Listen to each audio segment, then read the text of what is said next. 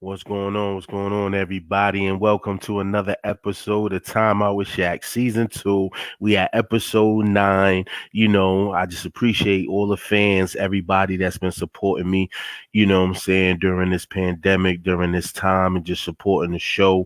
Try to bring y'all different guests each and every Sunday, what I'm saying? And we got a special guest today. So we're going to wait for them to come in. And once they come in, we're gonna have them talk. And if you want, you can leave your comments in the comment section, and we'll try to have them answer them as best as possible. So we just gonna wait for the guests to come in, and we'll bring them on the show.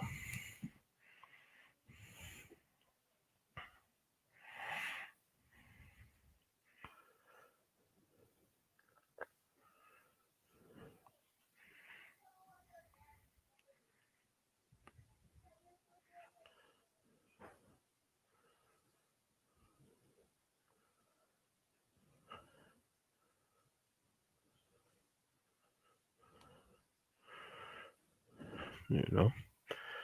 So just want to wish everybody, happy holidays. Hope everybody's doing well during this pandemic, and you know.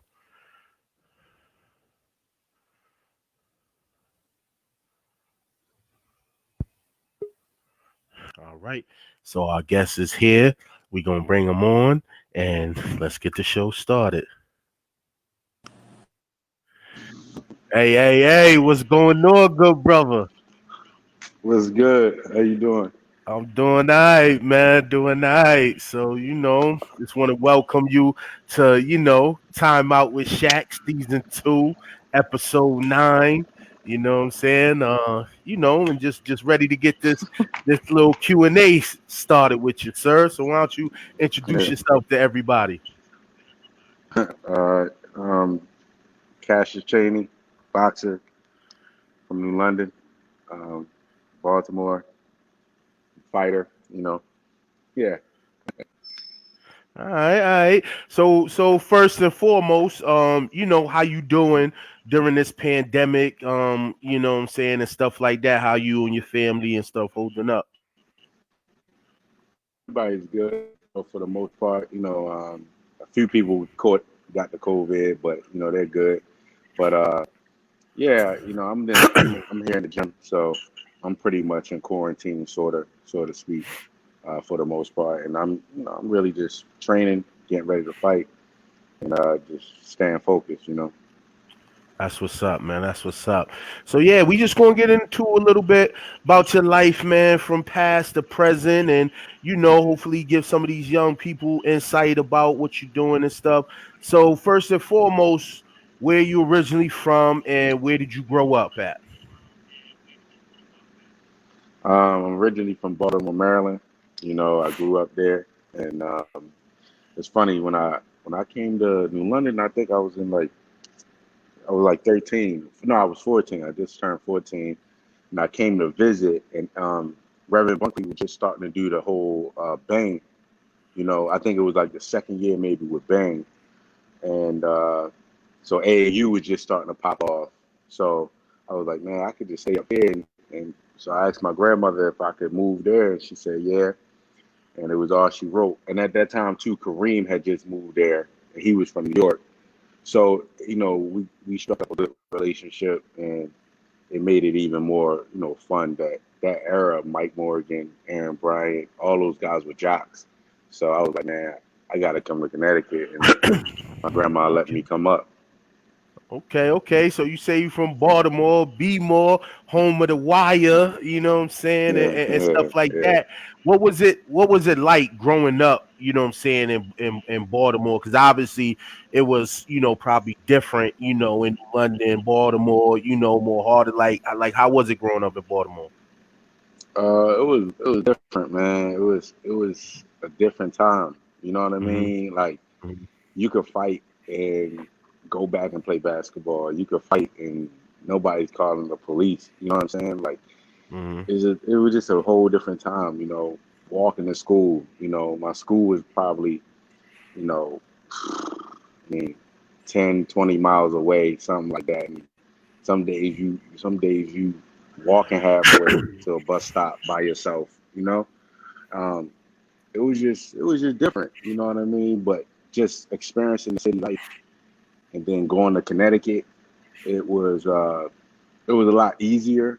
Like it was easier. Like London is a city technically, right? But it's easier to remember. You know what I mean? Like I didn't have to like worry about really, taking a transit bus to school and Yeah. things like that. And it helped. It did help. But then my grandmother was like, "Man, nah, I can't keep you in London. You know, do you want to try a St. Bernard's or Old Saybrook?" And I was like, "St. Bernard's ain't gonna work." They had a uniform code, and at that time they wouldn't let you wear cornrows. So I was like, "I'm not doing St. Bernard's." And I'll go to Old Saybrook. Mr. Schoolmaker, my principal, was still balling, and the faculty, everybody. Vinny was just signed with Boston at the time, and it was just a collective effort for me to stay there and go to school there, and it worked out. So before you became, big time, what I'm saying, inside that ring, you once, honed your skills on the hardwood. So how was, basketball, down in Baltimore different than the ball up here in Connecticut? Or would you say they were similar, or was it more physical out there, softer up here? Like how was it? How was the ball game for you? Uh, I can't really, honestly, I can't really. Ex- it was different in the sense that we, at that particular time, no matter what though, we played basketball a lot. You know what I mean? Mhm. And when I came to Connecticut during that time, like I was saying, it was like a good wave of like jocks, like Yeah. RP Nato was still hooping. I remember going to the basketball court, and I always tell this story. Tit Letitia, right? I got in trouble, so I just left out the house, and I'm at the basketball court in the dark at Calkins at like 9:30, 10 o'clock, and I didn't even know who she was at first. And she got out the car, and she's like, "Let's play 1-on-1." She was with her friends and stuff. I'm like, "Cool." And she crossed me up so bad, it was dark though, and she shook me. And I'm like, "Who this lady?" And I come to find out that's Nato's sister. So like during this time, it was like a wave of like everybody was hooping. It was like it was just like a good time in London to be there, and Hmm. that really helped me out. It just helped me out. You know what I mean? I came there young, but it was like a good wave. Like everybody was hooping like all the time. Like Martin, Calkins, Toby May. So it wasn't really no real big difference. I would say only the difference was like when I was in Baltimore, I could fight and then go back and go hoop. I could street fight you and then go right back to play basketball, and it wouldn't be no issue. So I would say that was the only difference. Okay, okay. So would you say, what I mean, when you came to Connecticut, like, Nado, Mike Morgan, them guys was like guys you looked up to, what I'm saying, and stuff like that when you came as far as basketball wise? Mm, well, during that time, uh, Nato was really good, nice to me.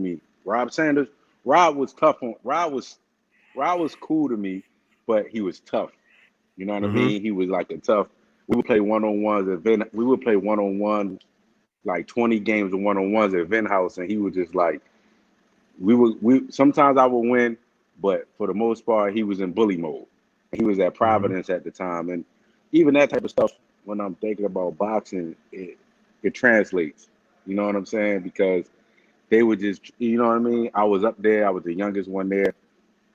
Vin was telling him, "Hey man, don't take it easy on him." You know what I mean?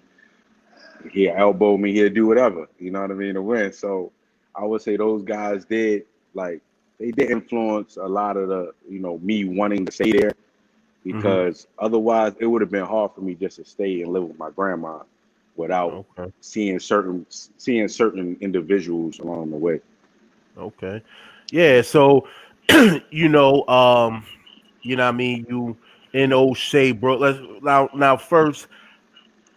you moved out there to Old Saybrook, and we kind of know the similar person, like I know Vin, what I'm saying? He's like, my big brother, whatever. Tell everybody like how you came in contact with Vin and establish that relationship, and how has that relationship been from then till now? Um, it was just like Mr. Schoolmaker, man. He was he was a 6'7", 6'8" principal, and he and Vin kind of came up in the same era, sort of. He's older, I think, but they played basketball against each other. So Mm-hmm. when I was there, I used to play against Mr. Schoolmaker, the teachers. In my freshman year, I felt like I should have played varsity. I did. Mm-hmm. So I was a little bit hot about me not being put on varsity when states came around, and a few other guys were. So I was like, man, listen, Mr. Bungley was just doing AAU. So I was in that mode of like, man, I should just go to London and, stick it out with Bang because these are my boys. I see them in the summer. So Mr. Schoolmaker was like, hey, Vinny's coming back. He wants to meet you, So he came and spoke to the school. We met, and that's all she wrote. He pretty much was like, man, I want you to come to my camp in the summer. I want you to work out with me in the summer, and that was pretty much it. And he mentored me. I learned a lot from him. The good and the bad. I learned a lot from him. So you know, No, that's what's the up. schoolmaker looked out for me. That's what's up.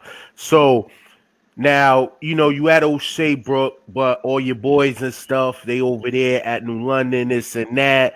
Now, do you feel like, like seeing the success over there at New London, what I'm saying, before, you really got things started at Old Saybrook, you was like, yo, I want to go to New London. I want to play with them. Or did you feel like, yo, I just want to start my own thing, start my own legacy and just be at Old Saybrook? It was both because it was both because I would go from Old Saybrook to New London and like that day, and now I'm practicing with the guys in New London, and they winning, state championships and all that type of Mm-hmm. stuff. Mm-hmm. Mm-hmm. And it was like, damn, and like, dang, but it wasn't any type of like animosity or nothing like that. They never like nobody was ever like, man, we got rings, Joe. You need to come. They was never like that. They was more like, Yeah, hey, yeah. because we had so much, we was having so much fun with AAU and things like that. And I was so like, I never brought my old Sabre to New London really. You know what I'm saying? Yeah, I yep, always yep, just yep, try to like, I always just try to merge it. Like guys from old yep. Sabre wanted to play AAU with Bang, and I would say, man, Mm-hmm. come on, come play with Bang. So um, yeah, it was a little bit of both in the sense that I saw them winning, but then I always wanted to play against them, that type of Yeah, thing. I yep, felt like yep. we should have played in London at least once. I felt like that, but at the same time, it's all good. It ain't killed me. And so, but you did leave a legacy at Old Saybrook, won a state championship, I Yeah, believe. yeah. You know what I'm saying? What was that feeling like? You know what I'm saying? Winning that state championship, bringing one to Old Saybrook, being one of the biggest names out there since Vin on the basketball court. Like how was that? How was that feeling? Nah, it was cool. It was really good because like, as I'm walking into the tunnel, all my boys from London just won it and they are leaving. And they were just like, man, go make sure you get it, man. Make sure you win. And we just got lucky with like, not lucky, but we just got like a good draw because we beat Uh-huh. the tough teams early. And Yeah. then for some reason, the team we beat in the championships didn't play good, but they beat some tough teams early. So it just like it just worked out that way. But for me to get the last game of the night for us to win, and like it was like what 49, 50 years. You know what I'm saying? It was Uh-huh. great. And I remember one time I'm at Vin's at Vin's house, and he kind of just said it to me like, man, you did something I couldn't do. You did something I ain't even do. I ain't even get a state championship. So, you should be wearing that ring. You know what I mean? And it made me feel good. So yeah, me being able to do that is why hey, I believe in in certain things. You know what I mean? Because Yeah, who yeah, wouldn't know? yep. You bought something back, you know what I'm saying, that one of your mentors couldn't do. Now, wasn't highly recruited, you know what I'm saying, coming out of high school. What was your decision on choosing to go to University of New Haven to play basketball? Well, there's a story to that. So I'll just keep it as friendly and as positive as I can. But Okay, when I hey went to man, listen. when I yeah, I'll keep it without, because I it's water under the bridge. But when I went to prep school, I went to prep school with Paul Harris, Yep, Lazar yep. Hayward, Derek Character was big. So like, I mean, out of 15 guys, like 13, 12 of them was D1. You know what I mean? I Hmm. honestly believe I was on the fringe. I was like, I was on the fringe. Like, I could go D1 if the coach pushed it. Like, hey man, Yeah. he could play D1 at a low Yep, yep, major yep, yep. right away. Boom. 'Cause some guys did go D1 that have gone D2 that didn't even do half the stuff I did. But Hmm. maturity wise, I wasn't there yet. I wasn't really there yet, and I was really like at a point where even being up there at Fitchburg was hard. But my grandmother influenced that a lot. She made it a point to kind of let Barton know that she wanted me to stay in Connecticut. And when that was told to me, it kind of like, I was like, all right, I see what it is. I was just like, all right, Hmm. I get it. You know what I mean? And all right, so once that happened in my mind at that time, I ain't shut down. I just kind of was like, whoever give me the first four ride, that's where I'm going. It kind of just made me fed up with, Hmm. that situation, because he was honest. He just told me, like, your grandmother told me she wants you to stay close to her, stay in Connecticut, and I mean, that's just what it was. You know what I mean? And when you go to prep schools, those coaches got directs to certain coaches. They align. Hmm.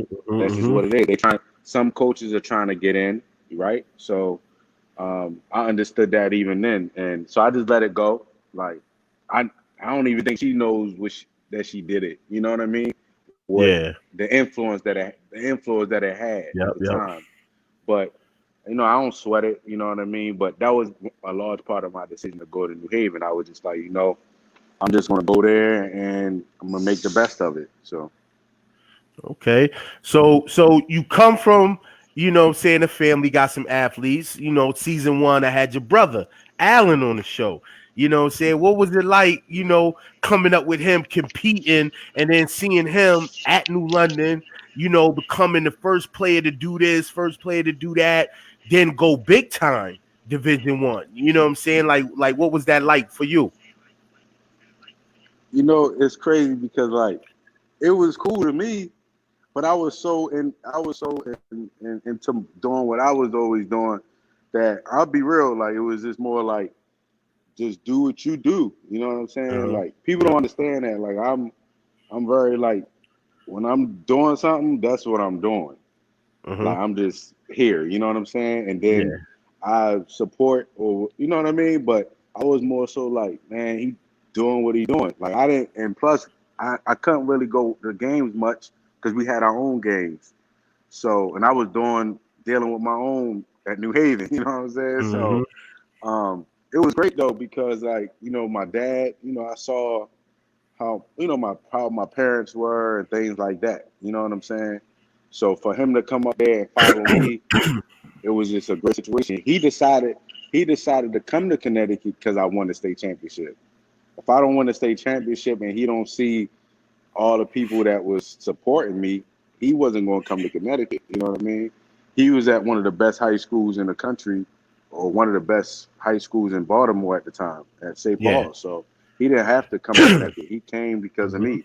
So for him to do his thing like that, it was great. But at the same time, I was more focused on, I was just doing what I was doing. You know what I mean? Like, but we would get into arguments, and his argument, one of his things would be, "You just mad because I went D1."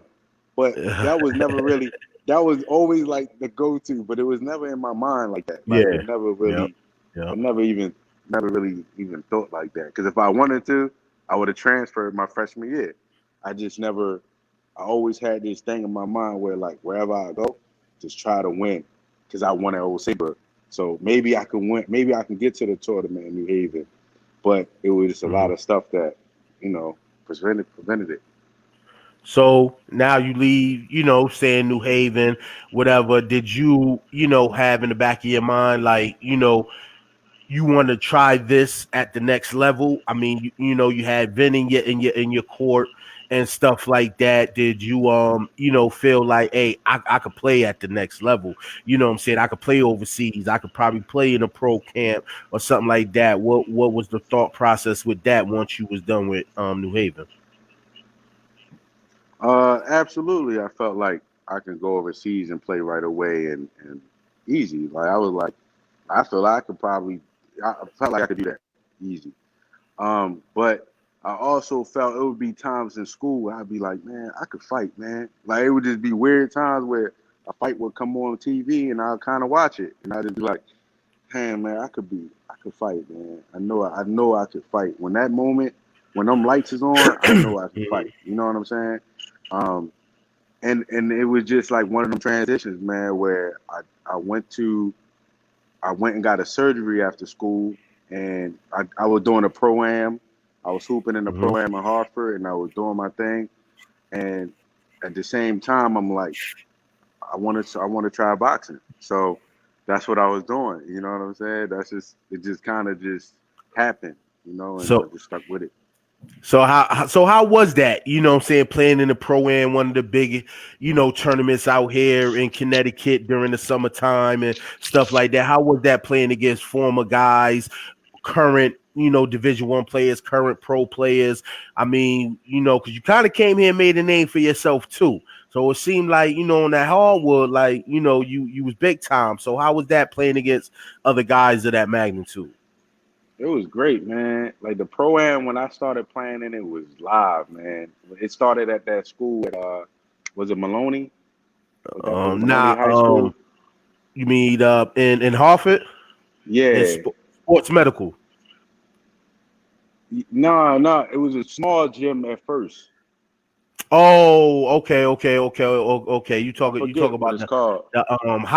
yeah, we called it the hot box, man. Yeah, We called it the hot yeah, box. Yeah. yeah. It started there, and them games was live, man. Them games was crazy. So the just coming at, just to start hooping in that, and then I think I got newcomer of the year that first year hooping in it, Yep. and then it went from we lost in the championship, and then it went from that to sports, the sports science medical, hmm and and then we played Kimber Walker and then the Yukon, basically the whole squad of them. hmm So man, it was just live the first couple of years playing in the pro am, but nobody really knew I was like kind of just working out boxing and stuff like that, and I'm fighting Yep, the yep, yep, amateurs, yep. and I was just doing my own thing. But yeah, the pro am was live then, man. They got to bring that back for Yeah. the city when it's COVID stuff change. They really do. They really do for Yeah. Connecticut. So and it's kind of like how people say stuff gets spoken into existence. Like your name is Cassius, your father named you after Cassius. Now you a pro boxer, so it was like, maybe some foreseen, like, yo, listen, my son gonna be heavyweight champion of the world, this and that. So you make the move from the hardwood to the boxing ring. Now when you make that move, like some people, what I'm saying, to be football player, to basketball players, I play both, what I'm saying, I stuff like that. So now once you became that boxer, did your mindset just go into full boxing mode, no basketball, no nothing, or was you still, able to do both at the same time? I was still doing both because I was in the like clearly being here.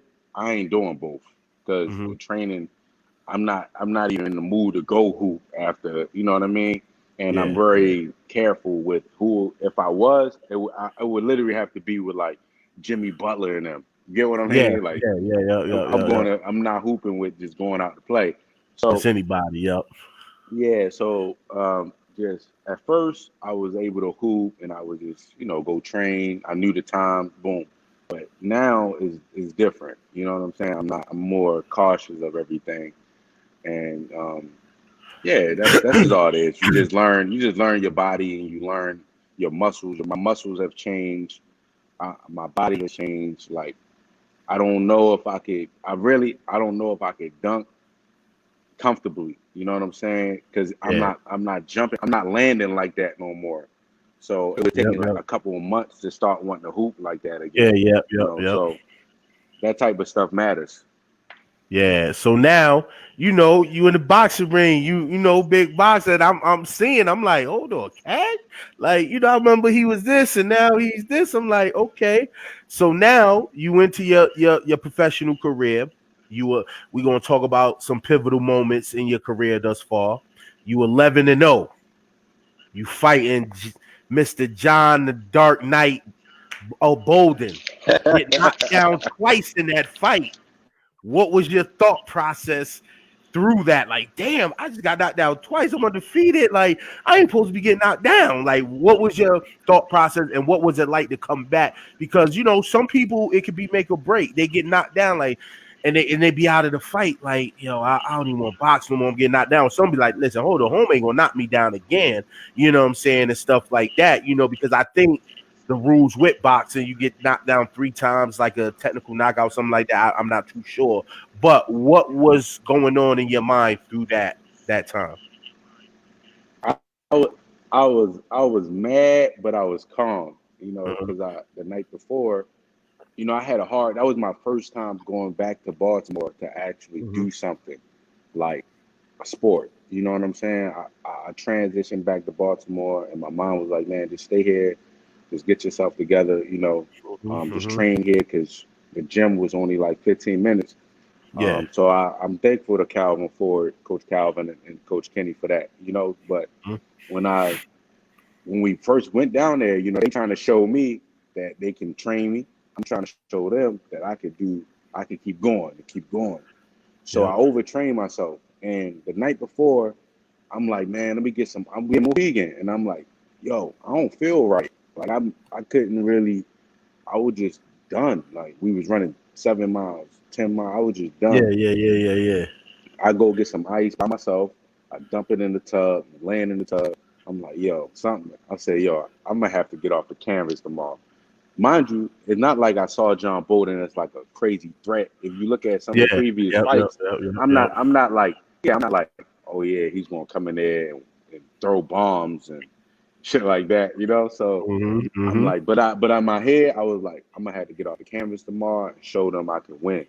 Like, it's gonna be one of them type of fights, I think. And the first round, sure enough, boom. And it felt like he didn't even hit me hard. It just felt like a tap. Yeah. And I was my leg and my body was just like, yo, nah. You know what I'm saying? It was just my body just fatigued. And the second one, he threw an uppercut. Boom. Like I remember it. Like I was just in mud. And after the second one though, I think it woke me up. It did wake it Yeah. gave me a little joke. Like, oh shit. Nah, you gotta win these next rounds and you gotta get a knockdown or something. But he was headbutting me. He was grabbing me and headbutting me. He got warned, and then that's why they took the point. So I ended up winning all the rounds.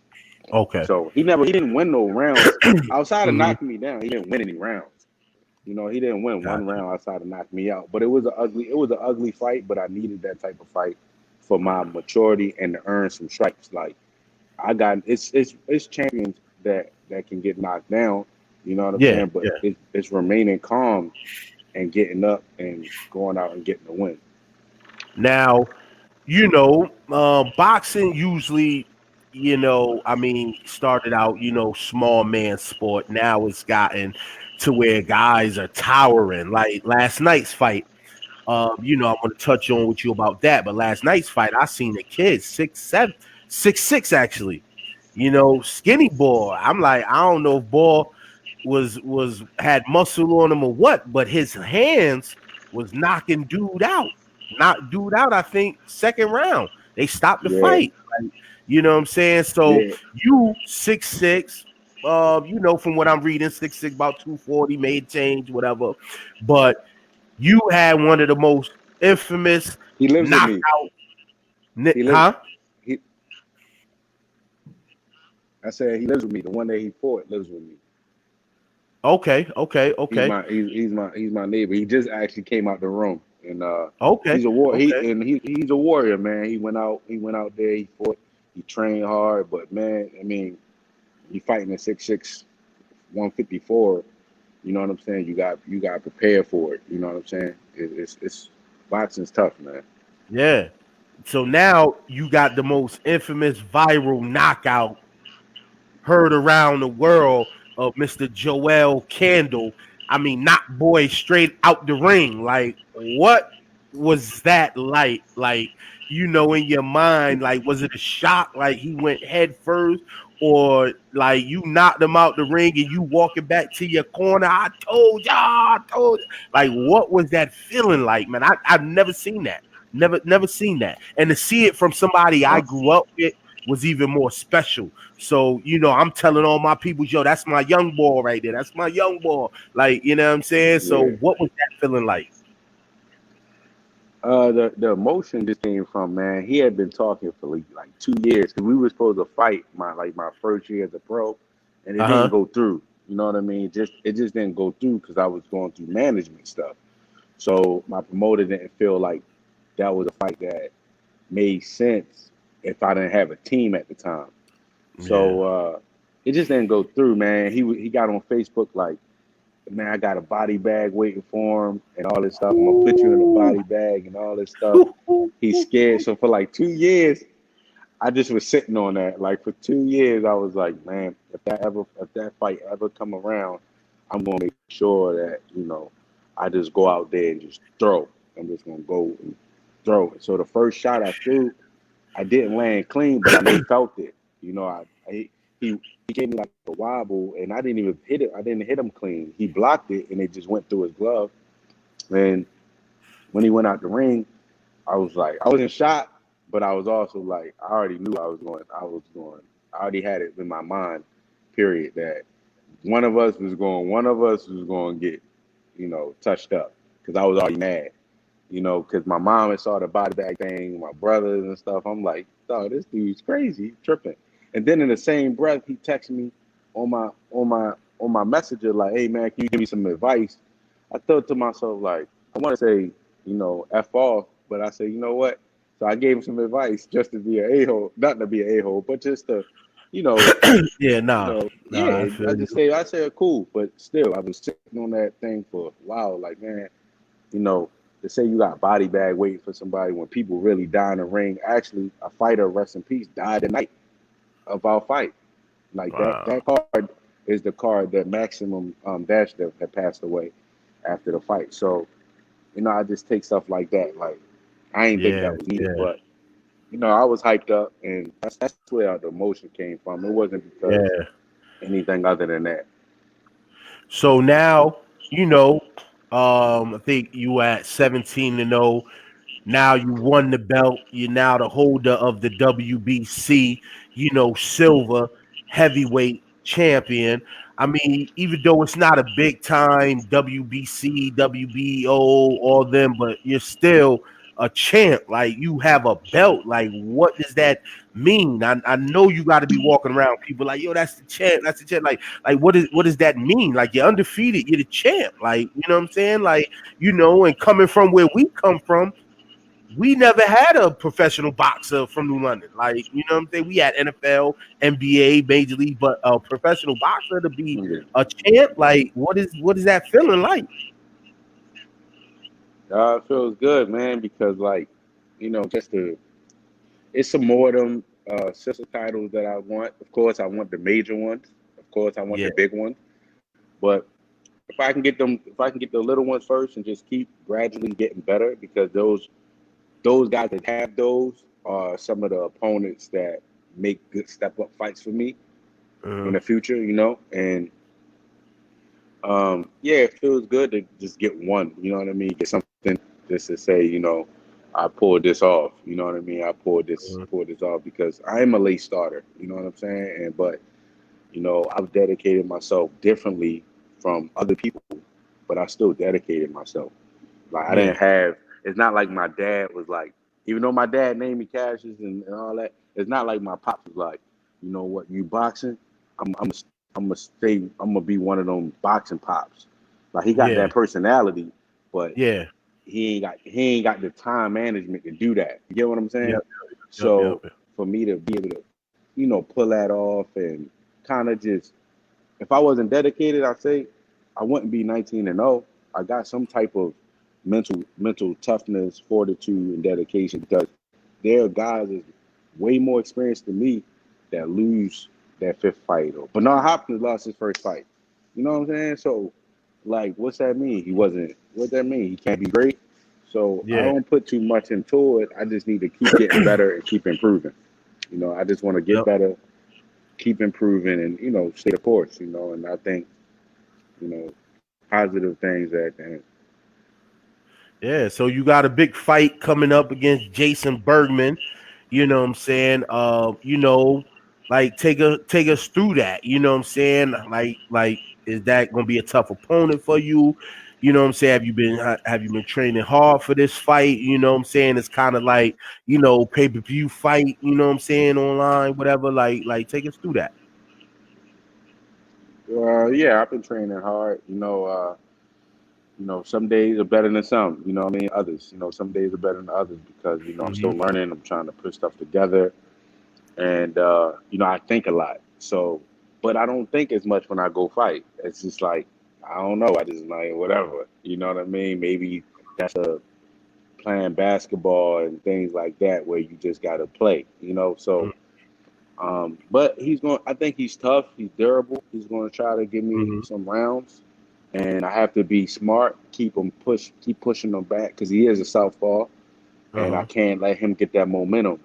Like I saw yesterday, um, when Errol Spence got the momentum, it was hard for Danny Garcia to get it back. Yeah. So I want to be able to keep him pushing backwards, use my size, and just wear him down. Just wear him down. Like Hmm. I gotta make it a point. Like that this fight, don't touch the ropes. There's no reason for me to touch the ropes. There's really no reason for me like to back up. Like you know what I'm saying? Just be smart and just take my time and take them down. So what did you think of the fight? Did you think Errol Spence came into the fight still looking like the Errol Spence of old before the car accident? Like, you know what I'm saying? Or did you see, like, you know what I'm saying, just Danny Garcia just wasn't no match for him? Like from you being a fighter and stuff like that, how did you see that fight? Um, well, I would say Earl Spence looked a little different. You know what I'm saying? But he he good, man. He good. Like he can really box. He must be right-handed because I mean Danny Garcia struggled with his jab. You know what I'm saying? And either he really got a good right hand or is stronger than what people think. Because he really didn't throw too many lefts, But Danny Yeah. Garcia is a great fighter. I think he's a Hall of Fame fighter. He had a Hall of Fame career. You know what I'm Hmm. saying? He not, but he's been in hard fights. He's been in more hard fights than Earl Spence has until now. And now he just fought Earl Spence, Hmm. so that could have been the issue. But both of those guys are great, man. They're gonna go down in the Hall of Fame. So where do you see like yourself and standing up to the likes of, say, like, Anthony Joshua, you know what I'm saying, big dude like yourself, stuff like that. You feel like, like you could be ready to face somebody like that, or you still need to season some more to get into a ring with a guy of that stature? I think from the seasonal part, it's just more so of the environment, like the atmosphere. You know what I mean? I want to be in a situation where I'm the main event, maybe at Mohegan or something like that, and I'm used to the atmosphere of the situation more so than just the opponent. I think when I'm in there, it's just like you either gonna whip my ass or I'm gonna whoop yours. I don't look at it Hmm. like what I mean, like anything else. Either you're gonna beat me up and you're gonna be the better man, or I'm gonna get you. You know what I'm saying? And Mhm. it is what it is. Nothing else matters to me, but the training is important, figuring out what worked for you, what don't, all that stuff. So I think just getting in some type of step up opponent, somebody smart, and me headlining it at Mohegan or headlining it at Foxwoods will get me used to the moment of, being the last fight of the night. Because you talking about fighting Joshua, Wilder, Fury, you fighting at the main event, and that Yeah. energy is a different energy, So you're waiting around all day, you're showing up a little bit later to the event, So all that stuff is different, and I want to be prepared for that, and So that type of situation. so now, you know, you're a professional boxer now.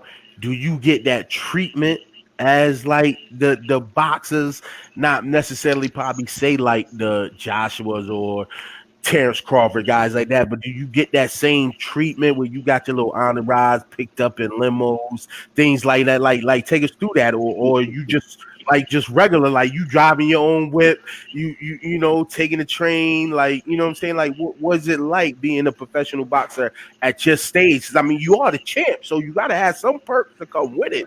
You know what I'm saying?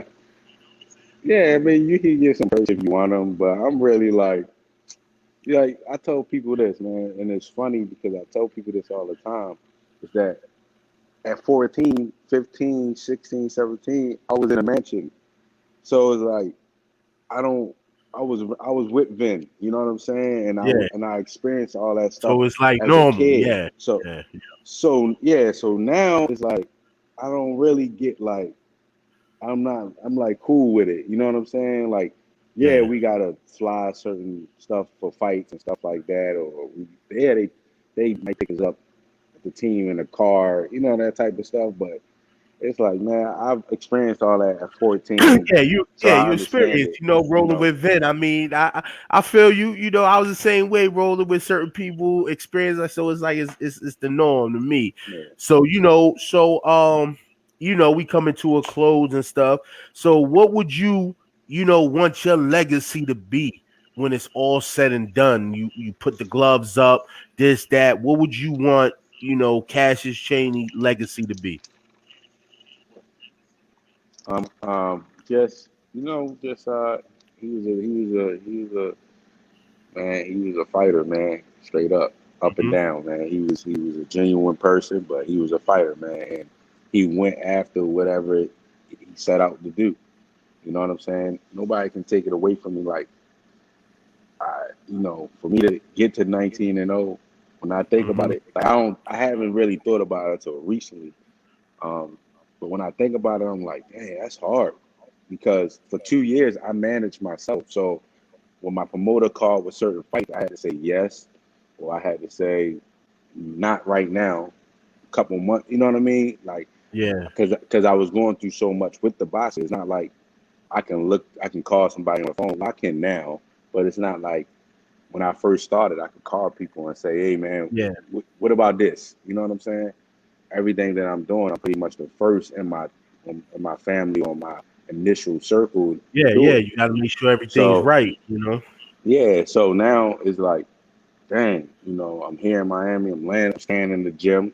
You know what I mean? I'm staying. These are rooms. This is the Okay, ring. You know what I'm saying? okay. So it's like, how much dedicated do you got to keep showing people that you're willing to do it? So, I just want to be able to, tell people, man, go for it. You know what I'm saying? Go for it, Mhm. man. Stay humble. Stay humble.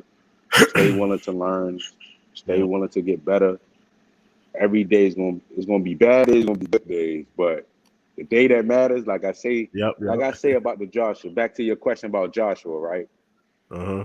Like I said, either he's gonna whoop my ass or I'm gonna whoop his. That's just what it Yep. is, right? But I only got to be good for one night. I only One got to night. try to perform for one night. One I night. don't got to Yep. perform for. I don't got to do 7 games. Like I don't got to be good for 4 games in a row and all that. It's just one time. I gotta put stuff together, like Buster Douglas did with Mike Tyson. So it's like that's it. That's how I look at it. Mhm. I got to get through this to get to that, and then do my thing that night. Mhm. But I think once I fight on TV, once I get a good, decent step up fight on TV, and people see my style or see, my toughness, I think I would be mainstream. It would be easy for people to tune in because from me getting knocked down, people take that as being vulnerable, Mm-hmm. and people like that. People like a Mm-hmm. fighter that can get up and keep fighting, Keep like going. the Yep. old Mexican fighters, like the Tommy Mm-hmm. Hearns and yeah, like Sugar Ray Leonard and those guys. Like they kept getting up. So I love the old school fighting, and it is what it is. Like if you going to whip my ass, you gonna have to put me out, and So because it's part of the I'm a, game. so we got two things I want to leave with. So what's your boxing name in the ring? Very great fighter got a boxing name, man. What's your boxing name? It's hard to really have a nickname, but I go by COG, man. It's Child of God. I just stick with Right. that. I keep it simple because then it starts with a C, so then they can say triple C or something, triple C or something like that. But Yep. Yep. outside of that, it's hard to have a nickname with my first name. It really is. So because people call me Cash, and it's just like Yeah. it's hard to have a nickname. Yeah. So, and then lastly, I do this with all my guests that's on here. Within their professions, if you had to make the ultimate boxer, take five boxers, past, present, even guys that you fighting now, take five of them and take one thing from each of those five boxers to make that ultimate fighter. Um, Ali, his uh, his chin, his will, right? Mm-hmm. I'll take Ali, chin, will, just durability. I'll take Lennox Lewis's. I'll take Lennox Lewis's intellect in the Mm-hmm. ring. I'll take I'll take Holyfield's like warrior mentality because he had to come up. Um, that's tough. I'll take Floyd's defense. Mm-hmm. You know, Floyd Mayweather's That's defense, four. That's four. and Who's the then fifth? and then and then most definitely there's the fifth one hard, but I think I'll just go with Larry Holmes' jab because the jab need a jab. Man, that's first, man. No, So, you ain't had an iron mic in there, man. I'd have said the knockout power of Mike, But nah, those yeah, yeah, names, but some but good but names you had in there, man. but Definitely some Mike, good but names. Mike a Hall of Famer. He a goat, but I think he struggled with big fighters, tall guys. Hmm. He a goat, but I was just going with like taller guys. Yeah. But if you would have said division, I would have kept it heavyweight. Mike Tyson would have made it, but you said boxing, so I had to throw Floyd in there because Hey, he no could, doubt, no doubt. So we got one comment from somebody on here. It's from Mark Vereen. He said, I heard this brother can hoop too. Does he have a hoop nickname? They want to know what your hoop nickname was, man. Who nickname Cash. Yeah, y'all heard it first, man. They called him Cash, man. And the boxing ring, he's the child of God. I want to just appreciate you, Cassius, man. It definitely was an honor to have you come on the show, man. Tell your story. Like I said, your brother was on season one, you on season two. Everybody go check him out. December 12th. Got the big fight against Jason Bergman.